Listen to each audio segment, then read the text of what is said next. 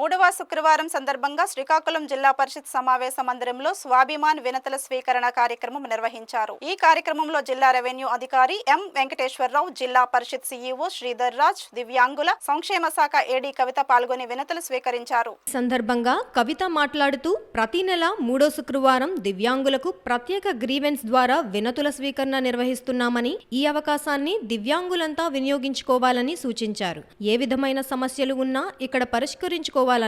దివ్యాంగుల పట్ల సానుభూతి, దయా చూపే కంటే వారిలోని సృజనాత్మకతను వెలికితీసి ప్రోత్సహించడం అవసరమని వ్యాఖ్యానించారు. అందరికీ నమస్కారం అండి.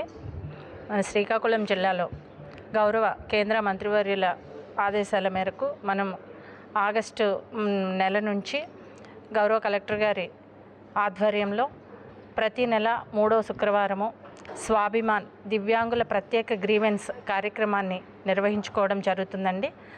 శ్రీకాకుళం నగరంలో ఉన్న జిల్లా పరిషత్ కార్యాలయంలో ఈ స్వాభిమాన్ నిర్వహిస్తున్నాము.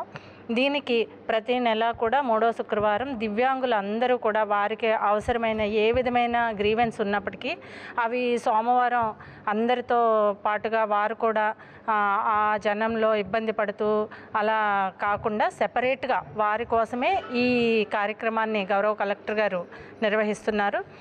ఈ కార్యక్రమానికి వస్తున్న దివ్యాంగుల్లో ఈరోజు ముఖ్యంగా వచ్చి 2 దివ్యాంగులకు వీల్ చైర్స్ ఇవ్వడం జరిగిందండి. అలాగే బీసీ కార్పొరేషన్ ద్వారా టైలరింగ్కి మాకు టైలరింగ్ శిక్షణ మరియు కుట్టు మిషన్లు ఇప్పించవలసిందిగా గౌరవ కలెక్టర్ గారిని దివ్యాంగుల బదిరా సంఘ అసోసియేషన్ వారు కోరటం జరిగింది. దానికి వెంటనే డిఆర్ఓ గారు కూడా స్పందించి సంబంధిత శాఖ వారిని ఆదేశించడం జరిగిందండి.